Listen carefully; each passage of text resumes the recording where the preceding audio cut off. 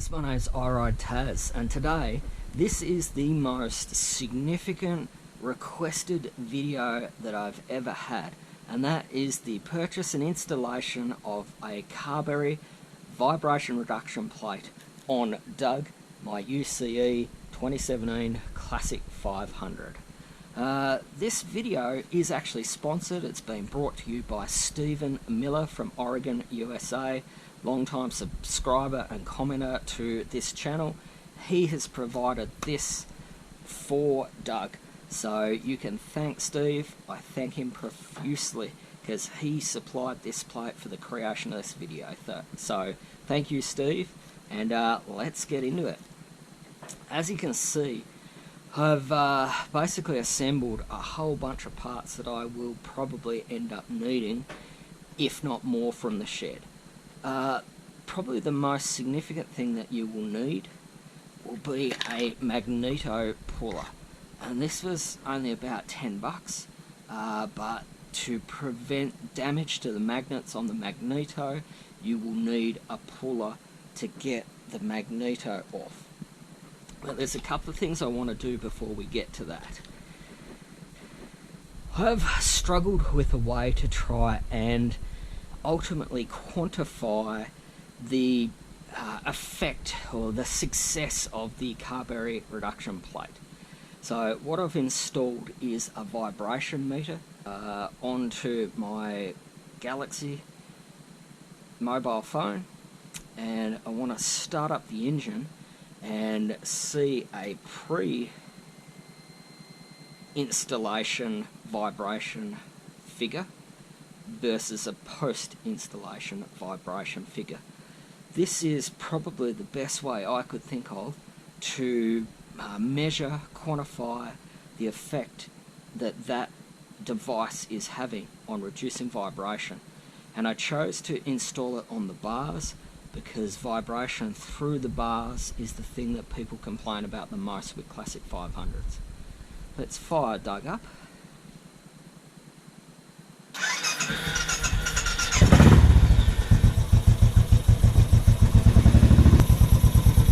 So you can see on my tiny tack, he's idling at 1080 RPM, and that's what I set him to by adjusting big brass screw in there. I've found for my bike with my settings, that's the most consistent idle. We'll turn Doug off and we'll get into the installation, and we'll run another vibration check using that same technique at the end and see if there is a significant reduction. Righto, we're going to do this in a couple of different parts, and the video will be broken down into two parts of an installation and then a road test. So let's get into it. Basically we have to remove this and this, and I've taken this cover off to install the 19-tooth front sprocket, and in that video I had to take all this stuff out, and that was a real pain. So I've messed about and I've adjusted the bracketry so that I can just remove the foot peg, tilt it to the side, take off the kickstand, and get this on and off for further experiments. So in theory, from here on in, I won't need to remove the exhaust and header pipe to get this off, which should in theory make this a much easier project. So in theory, I won't even need to remove my 12mm crankcase breather. Let's have at it. Okay. So the first thing that you'll need is a 17, and I prefer a ring spanner to loosen off the foot peg. That doesn't need to come right out. Just needs to be able to push out of the way. Okay, next thing, you'll need a 14 and a 12. 14 for the top, 12 for the bottom.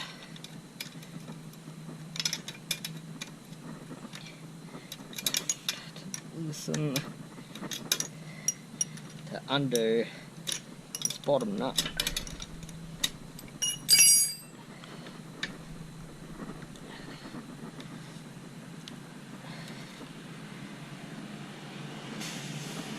From your Kickstarter. Again, that should be in theory. Yep. So we'll just put that in there, keep it together.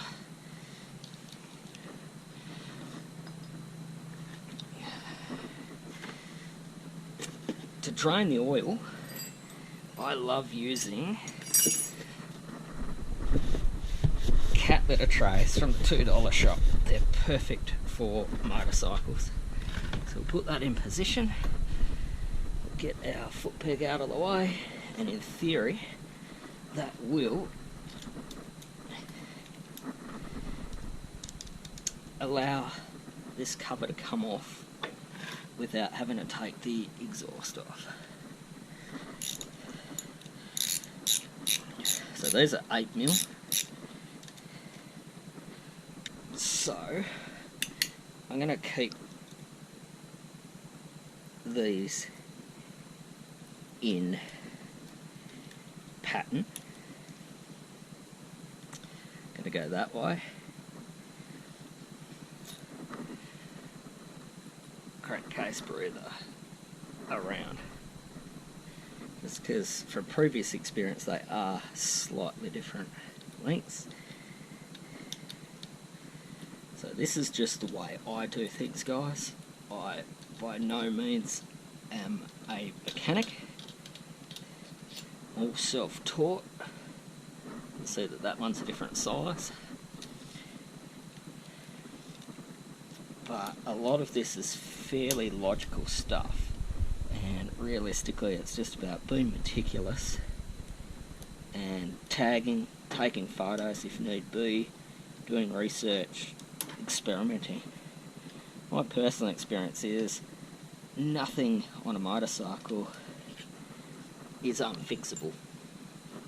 Have a bit of courage, back yourself, guys, because it's a lot cheaper and more rewarding to do work on your own bike. And Royal Enfields are a very, very simple motorcycle, so they're very easy to work on.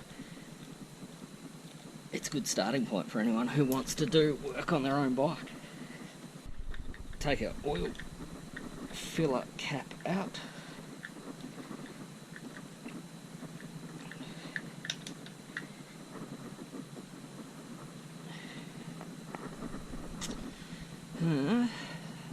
In theory,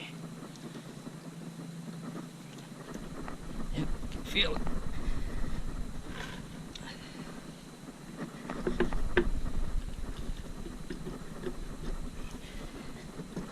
There we go. Just let that drain. So just unclip that, put it around there.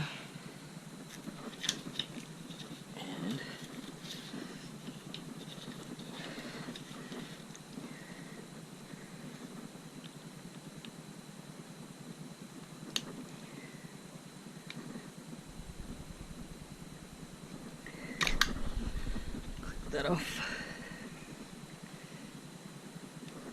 Click that off.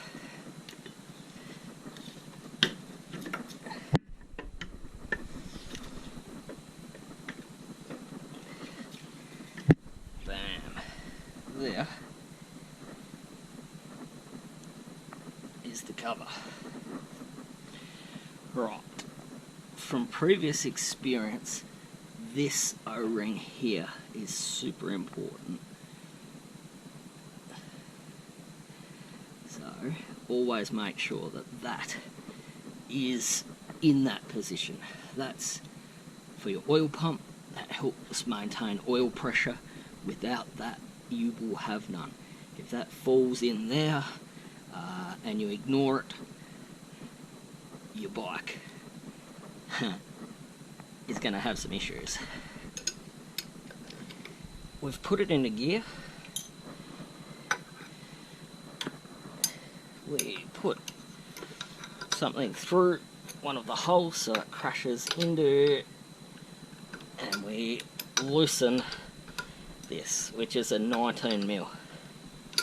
There's a little bit of fiddling around in that. Just go carefully, but it will come pretty easily. Just be careful on what you put it to. There's some, you can hopefully see down in there, there's some casting, and that's what I anchored it to, and it came off fairly easily. This is a puller. I got this from eBay, 27mm.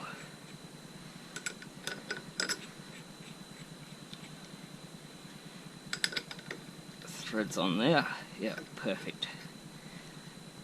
So we thread it on.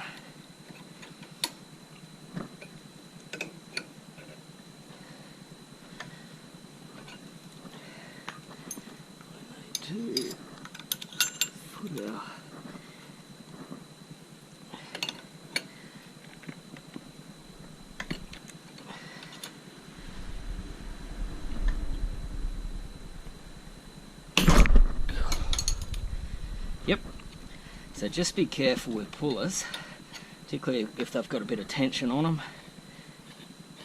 They can come flying off, but that only took a couple of rotations and off it came. That was it was about $13 on eBay, worth its weight in gold. Okay, so next step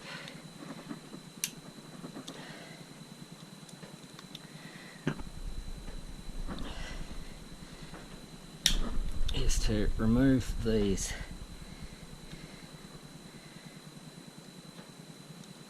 Allen bolts.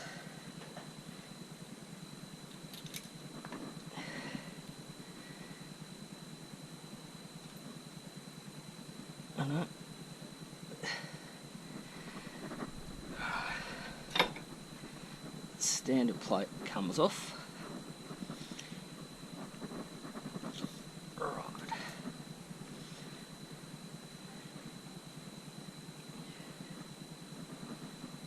Now we remove the dowels, and they don't go back in.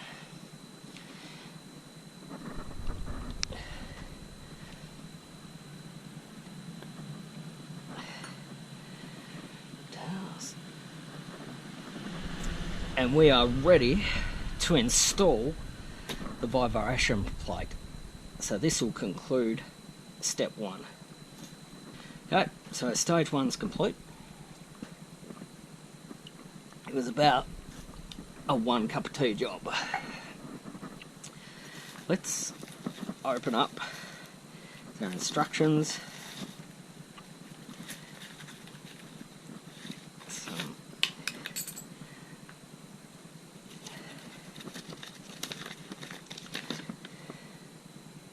Okay, so we get an alignment tool. We get some pretty awesome promotional stuff for the Carberry V-twin engines. This is our Carberry vibration reduction plate. You can see the needle bearings.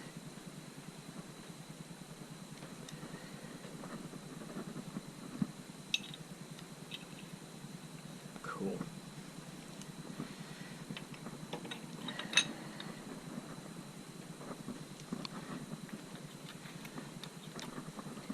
So we're at a point now where we are installing the vibration plate.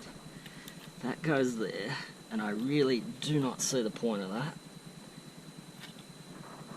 It doesn't seem to actually be doing anything. We will put our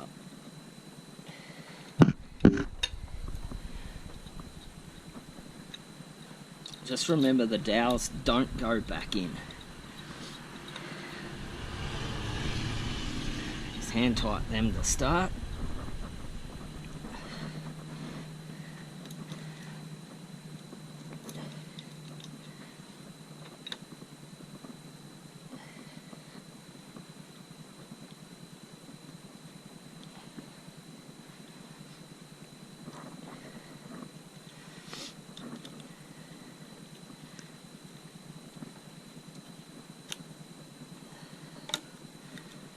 Loosely.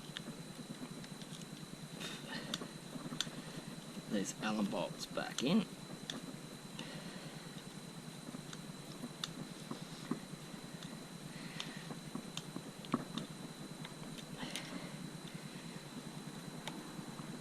Just nip them up. Okay, so that's nipped up there.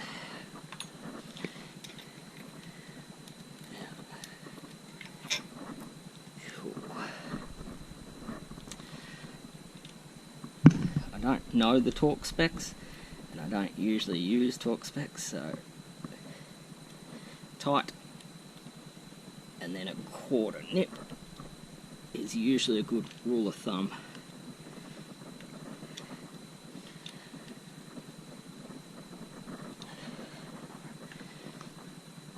Okay. We'll just put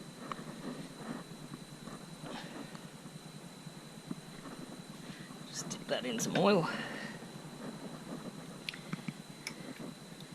Seat that there. The Royal Enfield Classic 500 engine is a big single cylinder. It doesn't have a counterbalancer shaft. What this is doing is replacing the standard plate with a needle bearing and an inner and outer spring that ultimately holds that shaft in place and prevents it flexing and moving around, thus reducing the vibration of the engine. It's supposed to reduce it quite significantly. Other people suggest it's about 30-odd%, particularly in the high range. So that's quite a significant amount. Just take our 27mm puller off. That will need to line up with that. Cool. Feel it go on there. And then we get our washer and our nut. And tighten that down.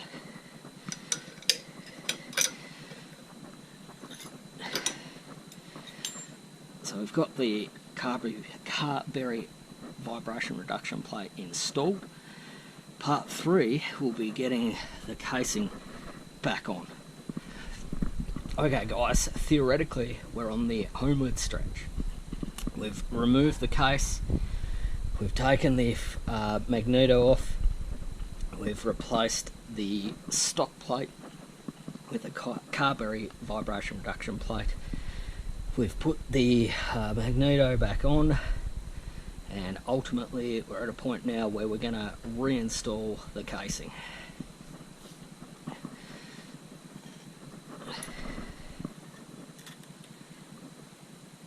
So I used grey gasket maker the previous time I opened the casing.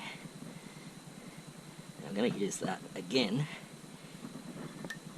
I'm just going to remove all the old gunk so I get a better seal. We might just get a razor blade to help us there. But I've been using this stuff, gasket maker and sealant, for ages, and it works really well. So we're going to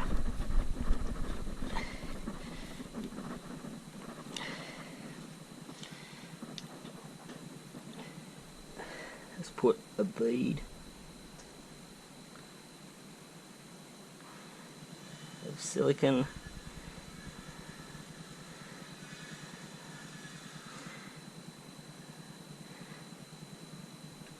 Make sure that O-ring is still present.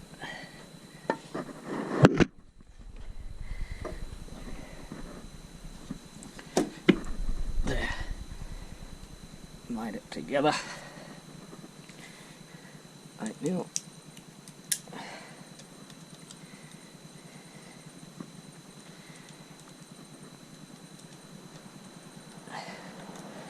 Just finger tight.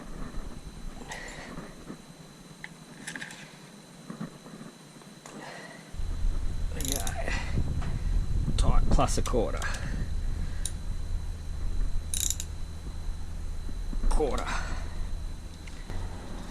We'll plug our data back in. Put our kickstart back on.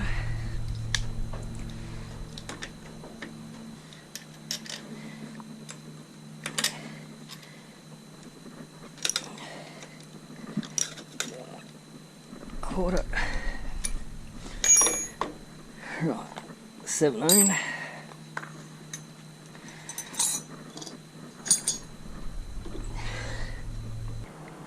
Just put the remaining oil back in the case.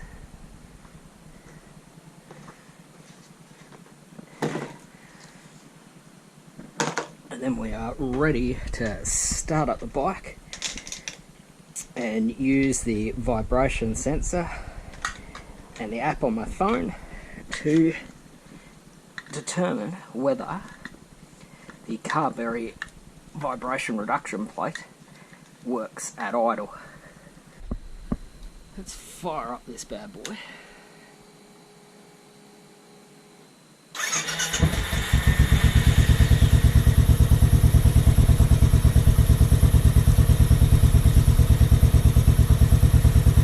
Okay, so straight away it's idling at 1080 RPM and it's sitting somewhere around 7.4 MMI.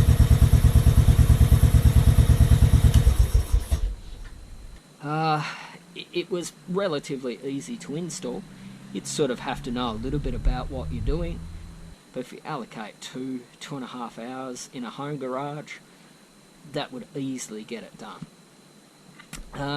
Nothing beats a road test, so I might finish part 1 of the video there, guys, and I'll see you next week for the on-road test and final synopsis and review of the Carberry vibration reduction plate. So until I see you next time, guys, my name's REA. I am out.